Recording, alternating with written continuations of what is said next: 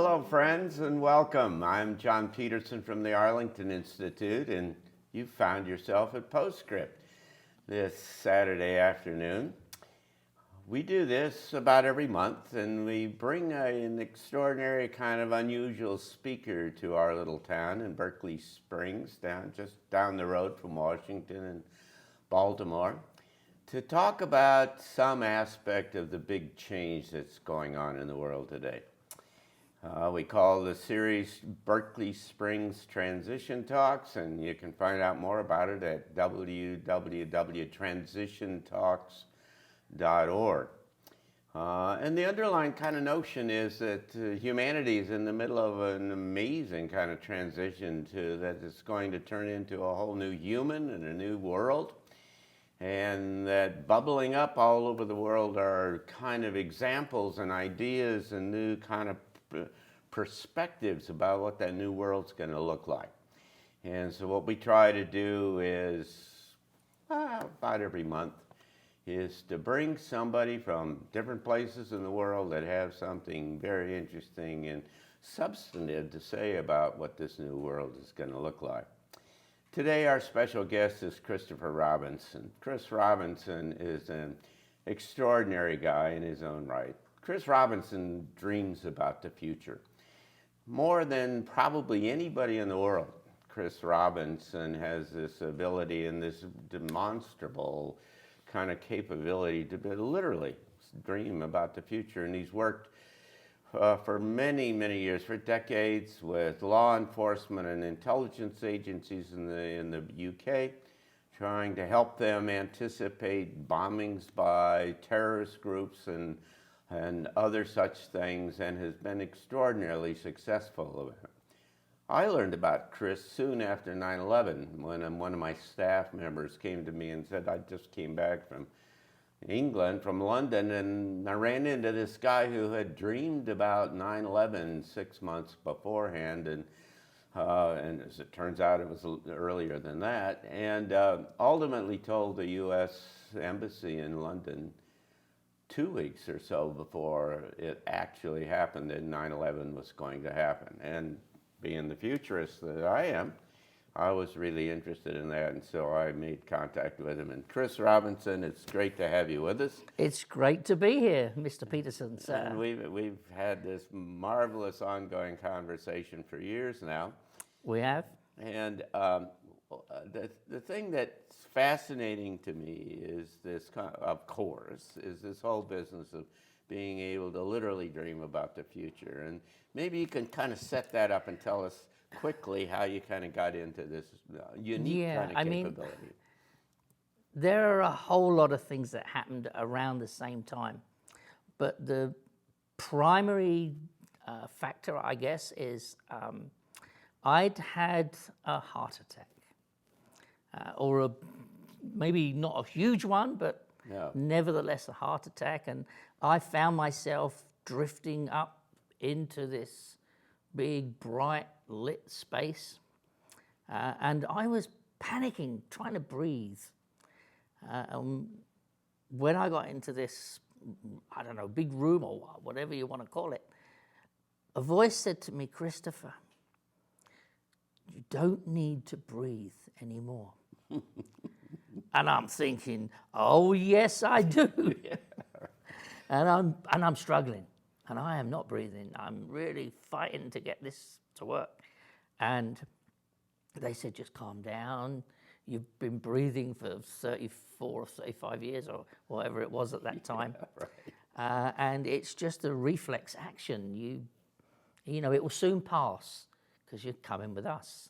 And I thought, oh no, I'm not. So anyway, I ended up having an argument with this head honcho up in the sky, St. Peter or whoever it was, and telling them that, I'm not coming. Yeah. And they said, why don't you want to come? And to keep it brief, I was helping a few people with some very important anti-corruption things. Right. And my response was, who's going to help Frank if I come with you now? It's, the bad guys are going to win. And it goes on a bit, but eventually they said, because I haven't asked for something for myself, they were prepared to allow me to come back, which was a relief. But there was a condition.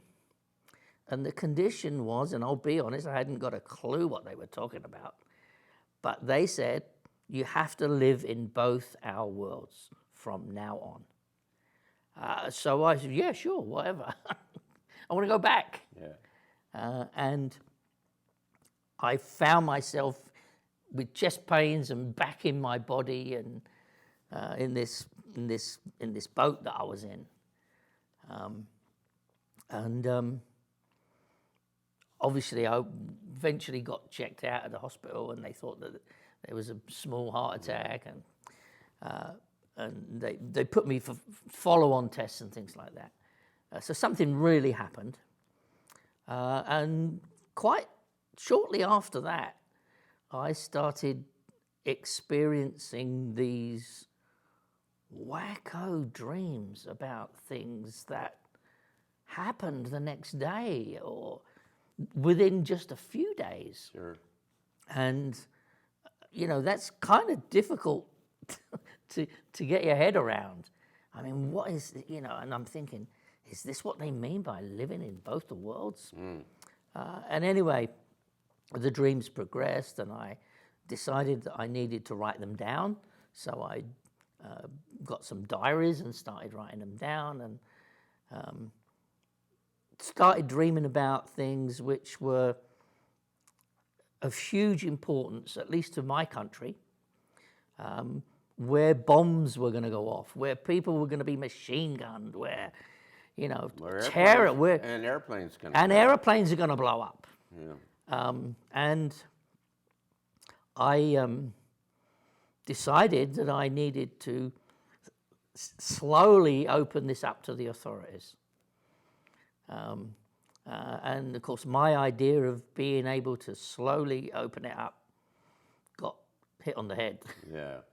Well, let's talk about this just a little bit. Now, you've got, obviously, in some cases, you get kind of visions or voices or images of people telling you what's going to happen and explicitly. Yeah, and sometimes you just find yourself as an observer to a situation.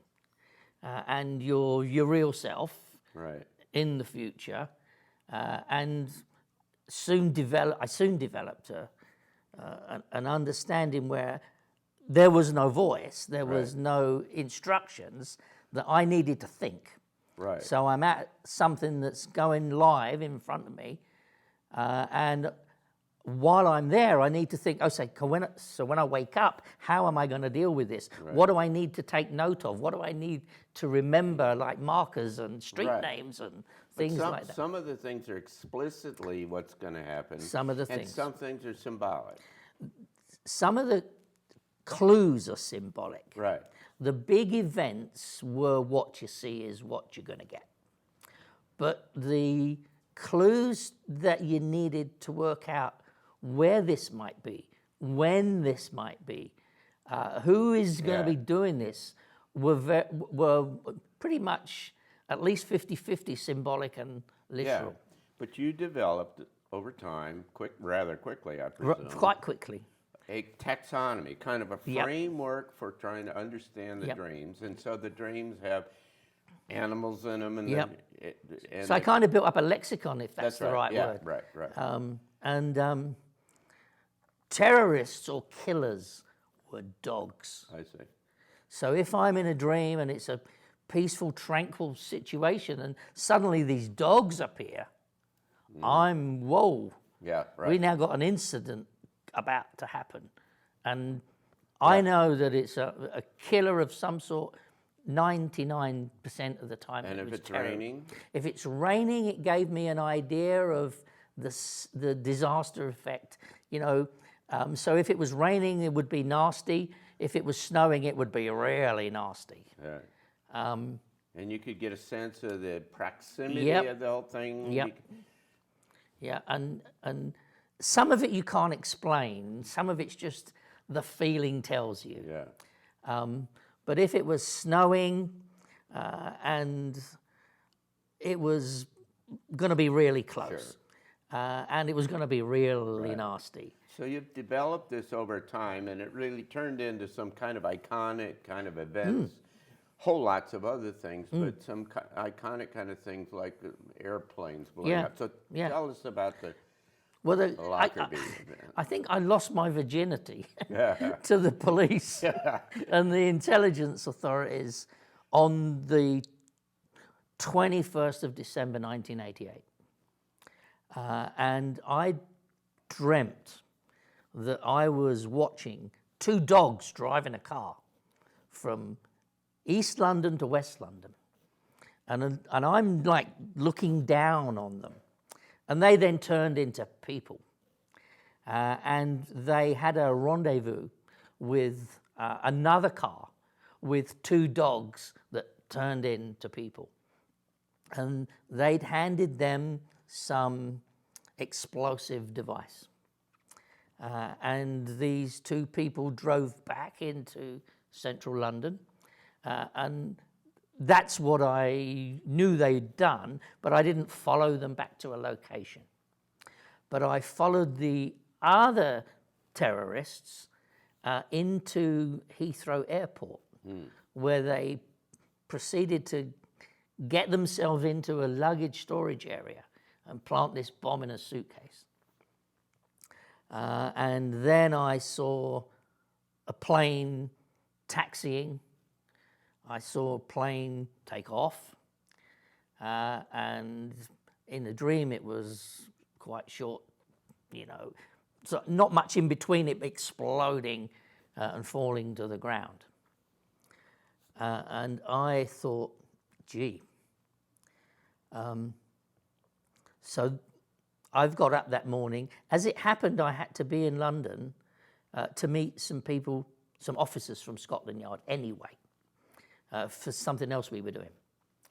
And these two particular officers, I'd already discussed scenarios like this, where one terrorist group would get another terrorist group to carry out or assist each other in their operations. And anyway, I met these two officers, and I told them about the dream. And they said, "Christopher."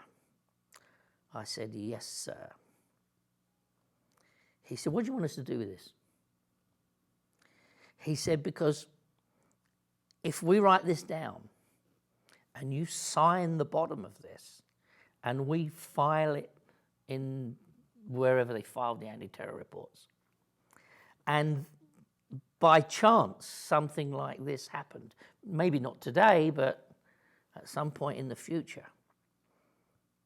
And he looked very seriously at me and he said, "Your life will change forever." Boy, it did. Yeah. Boy, it did.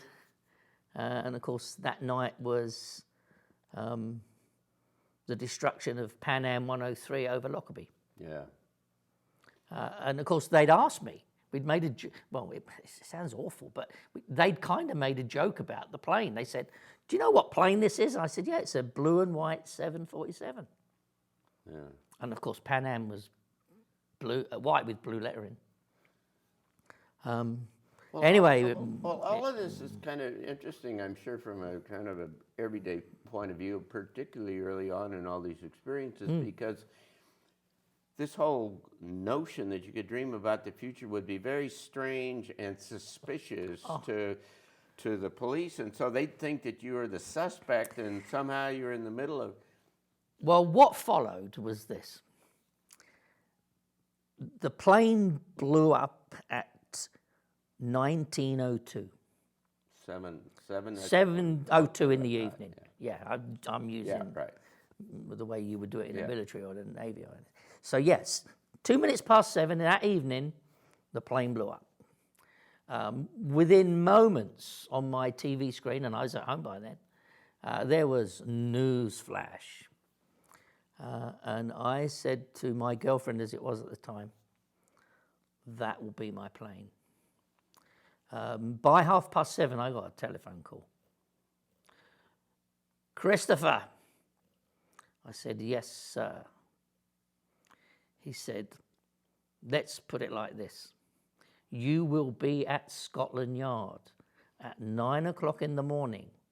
And if you're not there, we are coming to get you. And I figured, of course. Yeah. I mean, perhaps anybody else, they would have come and got you that night. I mean, I don't know what must have been going on in their heads. Because stuff was going on in mine. Yeah. Anyway, got to Scotland Yard. I was on time, actually. I was a little bit early, and I'm normally early for appointments. And normally when I went to Scotland Yard, we'd go up in the elevators. Oh, no, not this time. We took the back stairs up to the 7th floor. 6 or 7 anyway. I forget what. Yeah, 6th floor. So as we're walking up the stairs, I'm only little, 5'4" or 5'5" or something. I got these 2 huge policemen either side of me. I knew them. I knew who they were. They were the same 2 that I'd made the statement to. And as we're going up the stairs, Chris Watt, who was this side, said to me, Christopher, you could be a security risk. And I thought, yeah, I guess so. And then the chief inspector, the other side, said to me, but you could also be an amazing security asset. Yeah, there you go. So I'm thinking, so what are they going to do? They're going to grill me and throw me off the top, or take me out somewhere and I disappear forever? Or and of course, I had to go and see the real bosses. And they strip searched me and took me into this huge big room with all police cups and medals and great big, huge, like a boardroom. I'd never been in there before. And these top brass from all over the place were there. And they took me through it and took me through it and took me through it most of the day. And I'm thinking, well, do I get to go home? It's like, you know, now the 22nd of December and it's Christmas in 3 days. And, you know, I said, you know, I didn't bring a toothbrush. Yeah. And they said, no, you're going to be going home.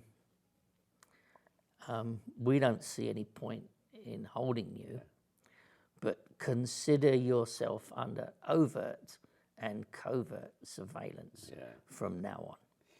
And then you worked with them. You had an ongoing relationship. Well, I'd had that anyway. Right. I'd worked with them on many levels, conventional, kind of conventional levels before. But then there became increasing numbers of cases Yep. and situations where you were able to bring this. I mean, we were right near Christmas. Right. We were right near the end of the year.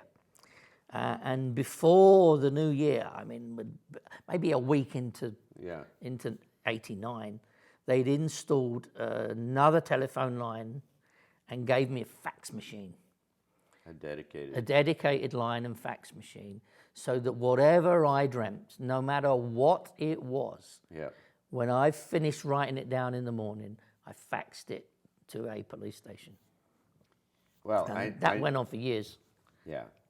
Well, I know for sure how this works because once when Chris was over at our house, he came down, this is quite a few years ago, he came down in the morning and said, and I said, what did you dream about? And he said, well, I don't know what it is. There's a river out here and there's some boats on the river and I really don't know about it. And at 10 o'clock in the morning, I get a telephone call from somebody who I had loaned a projector to. Oh, yeah. I don't remember now. You remember this? I remember doing something, yeah. And the guy says, I want to give you back the projector. And I said, is there a place where we can meet? And they said, well, let's do Harper's Ferry. I've never been to Harper's Ferry. And they said, there's a gas station on the road right here. And I said, okay, we'll go see it. And Chris looked at that and says, yeah, there'll be a river next door and there'll be boats on the river. And there was some other aspect to the thing. And that's exactly what it turned out to be. There were kayaks on the river, on the Potomac River, which is right next to the thing. And so I've seen this thing myself happen over and over again. Yeah, I mean, it's like viewing tomorrow. Yeah.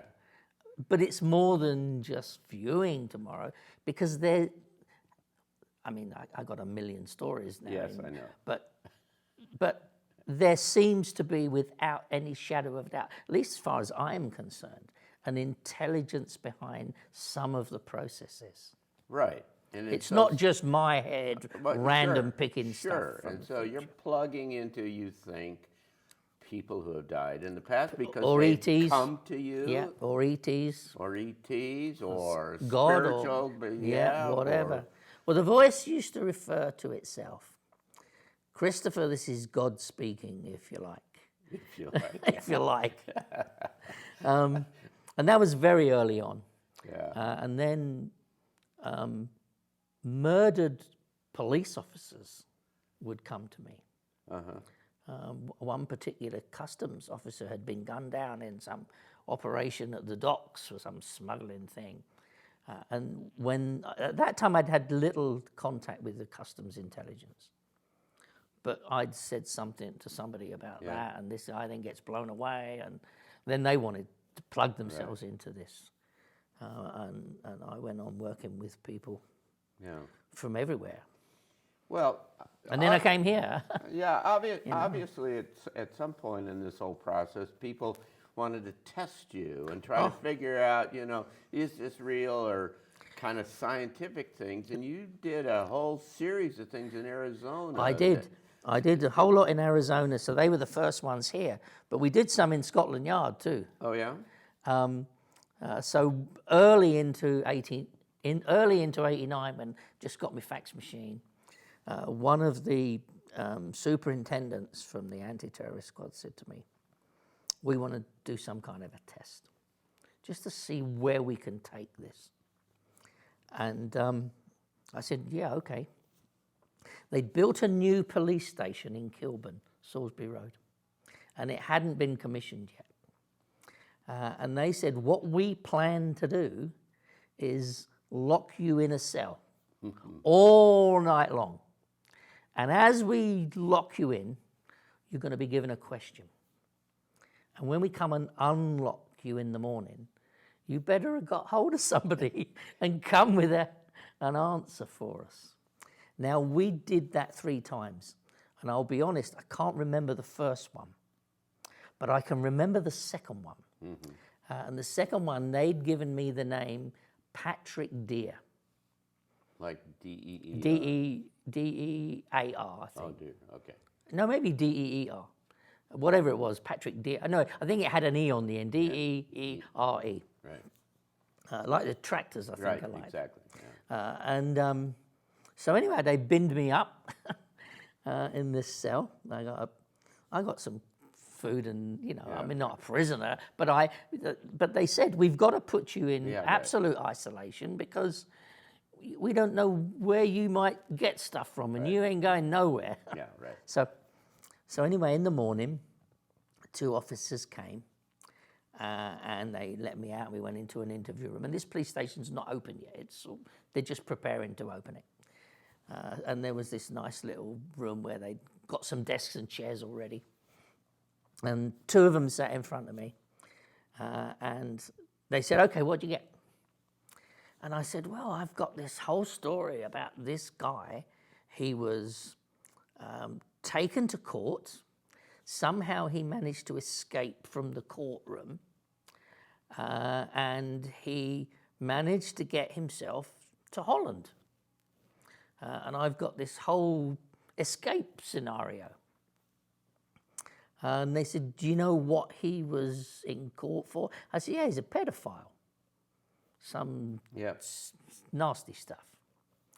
And so they sort of sat up and smugly looked at me and said, "Wrong. He's my brother-in-law." Oh! And I said, "No, he's not." He said, "He's my brother-in-law." I said, "No, he's not." I said, "Unless your brother is a pedophile and escaped from before he was sentenced and skipped off to Holland." He said, "How sure are you calling me a liar?" I said, "I'm absolutely sure." I got that information from a policewoman who'd been murdered in London earlier. I don't know, 83, I think April 83 or April 84. She'd been shot outside the Libyan embassy. And she was the one in my dream telling me this whole story. So anyway, when they decided to tell me, yeah, you're right, he's not my brother-in-law. But they wanted to see how adamant I would be that, and I was pretty forceful about this. Mm-hmm. So they then said, where in Holland did you find him? And I said, well, I'm not sure. I said, I think it's somewhere on the Prinsengracht in Amsterdam. They found him there 4 weeks later. Now, so that was the middle one of three. The first one I can't remember. I really can't remember. And the other one was probably something that's politically not correct to say because of the way the dream gave it to me. Right. People might be offended with the terminology in the dream, but basically one person had murdered another person, and they wanted to know whether they'd got the right person on trial. Right. And of course, because I was able to say that I can describe these two people, right. And one of them killed the other one, and I gave them the I said one of them came home and he found somebody else in bed with his wife, his woman, wife I'm not sure, but woman, and he picked up a baseball bat and smashed him to pieces. And because I could see the whole story, they said, we got the right one. I said, well, I think you got the right one. Yeah. And that was the last testing as such we did with the police. Well, this is you've done this in so many different situations over 3 decades or something now at least, and so the stories just go on. They just go forever. I could probably talk for a year. Spending multiple days with you listening to all of these stories, and they're completely. After a while, there's no question about the whole thing, but nevertheless, we got to Arizona. Now, you went to Arizona, and they quickly. Well, what happened was it had been decided that I was dangerous. I was on an operation infiltrating the terrorist group, which was we don't have to say who they were, but and I'd been picking up information that I shouldn't have, right? That weren't to do with the group, right? And they were to do with a certain police officer of extremely high rank that was doing things he shouldn't do. Right. And I didn't want to report that to them, but I knew what phones were tapped. Right. So I called one of the phones and said, I've had this amazing story in the tree, knowing that they've put it down. And I got called to a meeting. I got a phone call. We want you to be at Madingley War Cemetery in Cambridge, United States War Cemetery. Yeah, right. At I think it was 8 o'clock this Monday morning, the following week Monday. I said, I'll be there. And when I got there, they said to me, do you know why we brought you here? I said, yes, I'm getting the boots. In other words, I'm going to get fired. I'm off the case. And they said, and okay, so how did you work that out? I said, oh, it was really simple. I said I was walking along an electrified railway line in the dream initially, coming towards this place. I said, and a girlfriend of mine who'd been dead for a little while came in the dream, and she handed me a pair of rubber Wellington boots so I could walk along the line without getting electrocuted. Right. And anyway, I said, I figured the boots were and they said, well, we want you to know it's nothing to do with us. Right. We are happy working with you. It's political. Oh, I said, I'm sure. Yeah, right.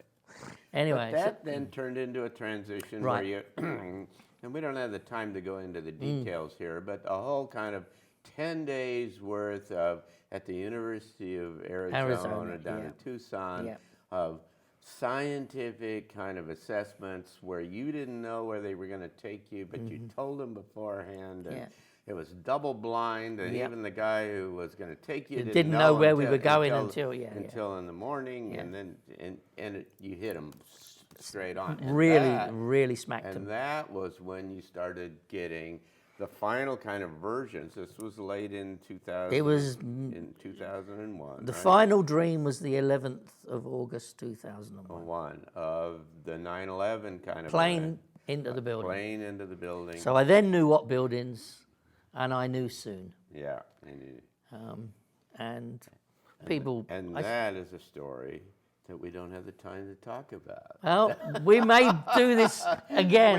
We could do this again. But if anybody's really interested, they can find that story on YouTube. You can find the story They've only on got to YouTube. do Chris Robinson, Dream Detective, or Arizona Experiments. Yeah. And They you can find his book called Dream Detective, which it talks all about these kinds of stories and innumerable kind of videos on YouTube and other kind of places, and a great deal of information. Chris is a healer. He has wonderful stories about how he's helped people in late-stage cancer and other kinds of things. He helps people personally, one-on-one, in terms of dreaming and nightmares and sleeping problems and other such things. And he's a wonderful kind of resource, and has traveled all over the world and major kind of television. God, you've been the subject of everywhere. Big television. I think shows. every major network has done a documentary. Major, not National Geographic done 3 or 4, History Channel, Discovery Science, and of course the BBC and the ITV, all the UK channels, some of the European channels. Wow. There's a movie called Premonition Man. There's another one, The Man Who, goes on. And Stan Lee, my greatest hero, did Future Man.